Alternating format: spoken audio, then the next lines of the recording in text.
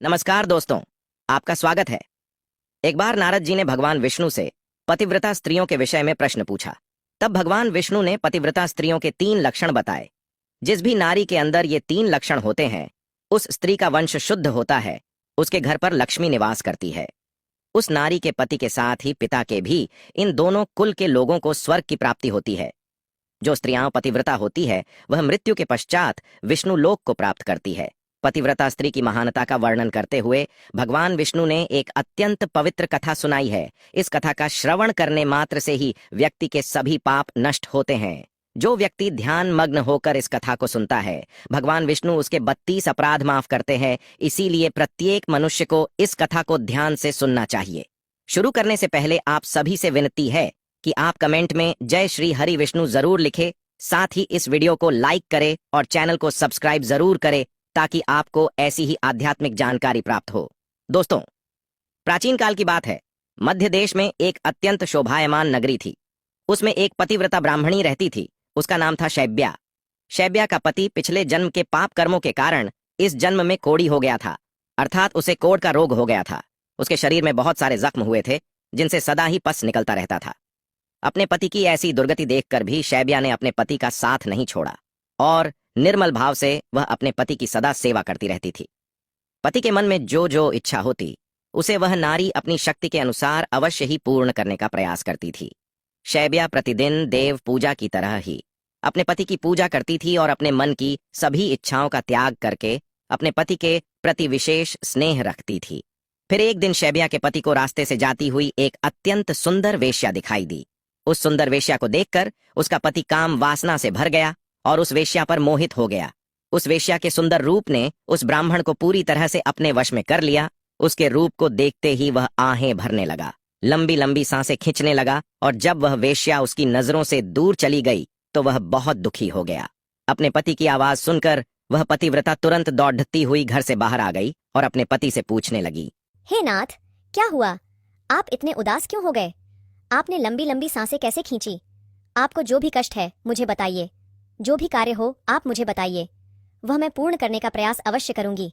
हे प्राणनाथ, एकमात्र आप ही मेरे गुरु हैं, प्रियतम है।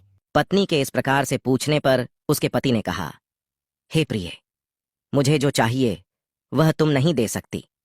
तुम ही क्या, कोई भी मुझे नहीं दे सकता। इसीलिए उस पर व्यर्थ बात करना उचित नहीं है। इसीलिए तुम रहने दो। फिर वह पतिव्रता बोली, हे नाथ, मुझे विश्वास है कि मैं आपके कार्य को अवश्य सिद्ध कर सकती हूँ। आप केवल मुझे आज्ञा देने का कष्ट करें। मैं अपनी पूरी शक्ति लगाकर उस काम को पूरा करूंगी। उस कार्य को पूर्ण करने के लिए जो भी उपाय हो मैं करूंगी। अगर मैं आपके इस कार्य को पूरा कर सकी तो इस लोक में और परलोक में मेरा कल्याण होगा। फिर शैब्या के कोढ़ी पति ने कहा, हे प्रिय, ठीक है, बताता हूँ। अभी अभी इस रास्ते से एक अत्यंत सुंदर वेश्या जा रही थी। उसका शरीर अत्यंत सुंदर और मनमोहक था, जिसे देखकर मेरा हृदय कामाग्नि से भर गया है। यदि तुम ऐसा कोई उपाय करो जिससे वह सुंदर वेश्या मुझे प्राप्त हो जाए तो मेरा जन्म सफल हो जाएगा। हे देवी, तुम मुझसे मेरा मिलन करवाकर मेरी कामाग्नि को शांत करो। पति के द्वारा ऐसा कहने पर वह शैब्या अत्यंत दुखी हुई और बोली, हे नाथ, आप धैर्य रखिए। मैं आपके इस कार्य को अवश्य सिद्ध करूंगी और उस वेश्या से आपका मिलन करवाऊंगी। इतना कहकर उस पतिव्रता नारी ने मन ही मन कुछ विचार किया और फिर रात्रि के अंतिम प्रहर में उठकर वह गोबर और झाड़ू लेकर घर से चली गई। जाते समय उसके मन में बड़ी प्रसन्नता थी। फिर वह उस वेश्या के घर पर पहुंच गई और उसने उस वेश्या के घर के आंगन में झाड़ू लगाया और गोबर से लीपकर उसका आंगन अत्यंत सुंदर बना दिया और लोगों की नजर पड़ने से पहले ही शीघ्रता से अपने घर को लौट कर आ गई।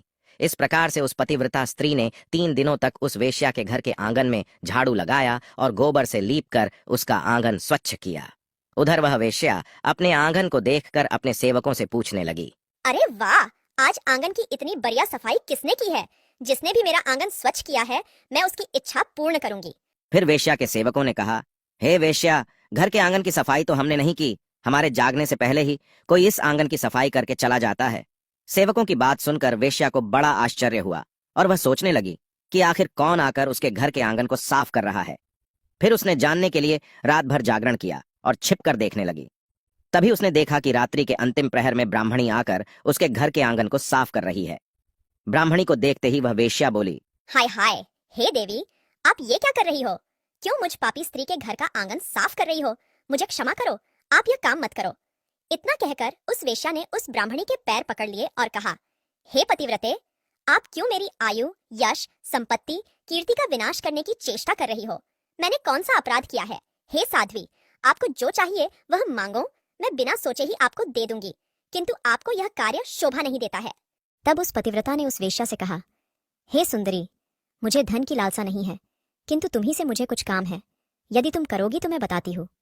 यदि तुम उस कार्य को पूर्ण करोगी तो मेरे मन को शांति मिलेगी, और तभी मैं समझूंगी कि तुमने मेरा सारा मनोरथ पूर्ण कर दिया। फिर वह वेश्या बोली, हे पतिव्रते, आप जल्दी बताइए, मैं वचन देती हूँ, आपका जो भी अभीष्ट कार्य है उसे मैं अवश्य पूर्ण करूंगी। माताजी, आप महान पतिव्रता है, आपका कार्य करूंगी तो मेरे सभी पाप नष्ट हो जाएंगे। आपके चरण छू लेने से ही मैं पाप से मुक्त हो चुकी हूँ। कृपया आप जल्दी बताइए, मैं आपकी किस प्रकार से मदद कर सकती हूँ। फिर उस पतिव्रता ने लजाते हुए कहा, हे सुंदरी, कुछ दिनों पहले मेरे पति की नजर तुम्हारे शरीर पर पड़ी थी, जिसे देखकर वे तुम्हारे शरीर के मोह में पड़ गए हैं और तुमसे मिलन करने की इच्छा कर रहे हैं। इतना सुनकर वह वेश्या चौंक गई और कुछ क्षणों तक विचार करने लगी। उसे उस दुर्गंध युक्त कोढ़ी पुरुष के साथ संबंध बनाने की बात सोचकर बड़ा दुख होने लगा। वह वेश्या उस पतिव्रता से बोली, हे देवी, अगर तुम तुम्हारे पति को लेकर मेरे घर पर आ जाओ तो मैं एक दिन के लिए उनकी इच्छा अवश्य पूर्ण करूंगी। तब उस पतिव्रता ने कहा, हे सुंदरी, मैं आज रात को ही अपने पति को लेकर तुम्हारे घर पर आ जाऊंगी, और जब वे तुमसे खुद की तृप्ति करके संतुष्ट हो जाएंगे तब मैं फिर से उनको अपने घर वापस ले जाऊंगी। तब वेश्या बोली, हे पतिव्रते, तुम शीघ्र ही अपने घर पर चली जाओ, ताकि कोई तुम्हें यहाँ पर ना देखे, और आधी रात को अपने पति को लेकर यहाँ पर चली आओ। मैं तुम्हारी इच्छा अवश्य पूर्ण करूंगी। फिर वह पतिव्रता नारी अपने घर पर चली गई और उसने अपने पति को सारी बात बता दी कि वह आज रात को उसे उस वेश्या के घर पर ले जाएगी। फिर वह कोढ़ी अपनी पत्नी से बोला, हे प्रिय, मैं उसके घर पर कैसे जाऊंगा? मुझसे तो चला नहीं जाता। फिर किस प्रकार से ये कार्य पूरा हो पाएगा? तब पतिव्रता बोली, हे प्राणनाथ, आप चिंता ना करें, मैं आपको अपनी पीठ पर बिठाकर लेकर जाऊंगी, और जब आपका कार्य पूर्ण हो जाएगा तब आपको वापस ले आऊंगी। इतना सुनकर वह ब्राह्मण बहुत खुश हुआ और अपनी पत्नी से बोला, हे कल्याणी, तुम एक महान नारी हो, तुमसे मैं अति प्रसन्न हूँ। तुम्हारे कारण मेरा कार्य पूर्ण हो जाएगा। तुमने आज जो काम अपने पति के लिए किया है, ऐसा काम संसार की कोई नारी नहीं कर पाएगी। हे देवी, तुम धन्य हो। फिर रात हो गई और वह पतिव्रता ब्राह्मणी अपने पति को पीठ पर बिठाकर लेकर जाने लगी। रास्ते में एक जगह पर परम तेजस्वी मांडव्य ऋषि को गलती से चोर समझकर राजा ने शूल पर चढ़ाया हुआ था। वह शूल मांडव्य ऋषि के आर पार गया था, किंतु फिर भी वे जीवित थे और अपनी तपस्या में लीन हो गए थे। जब रात के अंधकार में वह पतिव्रता ब्राह्मणी मांडव्य ऋषि के नजदीक से गुजर रही थी तो गलती से उसके कोढ़ी पति का पैर मांडव्य ऋषि के शरीर को लग गया और उनकी तपस्या भंग हो गई। मांडव्य ऋषि अत्यंत क्रोधित हो गए और श्राप देने लगे, जिस पापी ने भी मेरी तपस्या भंग की है और मुझे वेदनाएं दी है, वह पापी सूर्योदय होते ही भस्म हो जाएगा। ऋषि मांडव्य ने श्राप देते ही वह कोढ़ी जमीन पर गिर पड़ा। ऋषि मांडव्य का श्राप सुनते ही उस पतिव्रता को बहुत दुख हुआ और वह कहने लगी, आज से 3 दिनों तक सूर्य का उदय ही ना हो। इतना कहकर वह पतिव्रता अपने पति को लेकर घर चली गई और अपने पति को शैया पर लिटाकर उसके पास बैठ गई। पतिव्रता की वाणी में इतनी शक्ति होती है कि वह जो भी कहती है वह सत्य हो जाता है, और पतिव्रता के कहने पर साक्षात सूर्य देव को भी उसकी इच्छा का पालन करना पड़ता है, क्योंकि स्वयं भगवान विष्णु ने ही पतिव्रता स्त्रियों को यह वरदान दिया है कि वे जो बोलेगी वह अवश्य ही सिद्ध हो जाएगा। फिर 3 दिनों तक सूर्योदय नहीं हुआ, सारा संसार अंधकार में चला गया और तीनों लोकों में इसकी खबर फैल गई। यह दृश्य देखकर सभी देवता ब्रह्मा जी के पास गए और सूर्य के उदय ना होने का कारण पूछने लगे। तब ब्रह्मा जी ने देवताओं को उस ब्राह्मणी और मांडवी ऋषि का सारा वृतांत सुना दिया। फिर सभी देवता ब्रह्मा जी के साथ दिव्य विमानों में बैठकर उस पतिव्रता नारी के घर के पास चले गए। ब्रह्मा जी ने उस पतिव्रता नारी से कहा, हे माता, तुम्हारे कहने से सूर्य का उदय होना रुक गया है, जिससे संपूर्ण सृष्टि खतरे में आ गई है। प्राणियों का जीवन दुष्कर हो गया है। तुम कृपा करके अपने वचन पीछे ले लो और सूर्य का उदय होने दो। फिर उस पतिव्रता ने कहा, हे भगवान, एकमात्र मेरे पति ही मेरे गुरु है।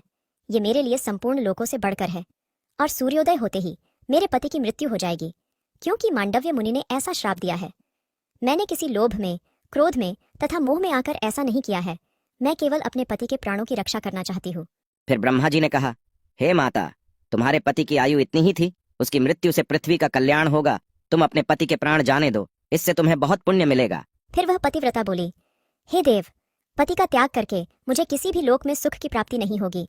मेरे पति मेरे लिए ईश्वर है, इसीलिए मैं उनका त्याग नहीं कर सकती। फिर ब्रह्मदेव ने कहा, हे कल्याणी, तुम्हारे इस पतिव्रता धर्म से मैं बहुत प्रसन्न हूँ। तुम अभी इस हट को छोड़ दो और सूर्य का उदय होने दो, जिससे सारा संसार स्वस्थ हो जाएगा और हमारे आशीर्वाद से तुम्हारा कोढ़ी पति भी कामदेव के समान सुंदर हो जाएगा। ब्रह्मा जी द्वारा ऐसा कहने पर उस पतिव्रता ने थोड़ी देर विचार किया और उसके बाद हाँ कहकर स्वीकृति दे दी। और फिर सूर्य का उदय हुआ। फिर मांडव्य मुनि के श्राप के कारण तुरंत ही उसका पति जलकर भस्म हो गया और फिर उसकी राख से अत्यंत सुंदर कामदेव का समान रूप वाला उसका पति बाहर आकर खड़ा हो गया। यह चमत्कार देखकर वह पतिव्रता अत्यंत प्रसन्न हुई और फिर स्वर्गलोक से एक अत्यंत तेजस्वी विमान आया और वह पतिव्रता नारी अपने पति के साथ बैठकर स्वर्गलोक को चली गई। तो दोस्तों, इस प्रकार से पतिव्रता नारी में संसार को भी नष्ट करने की शक्ति होती है।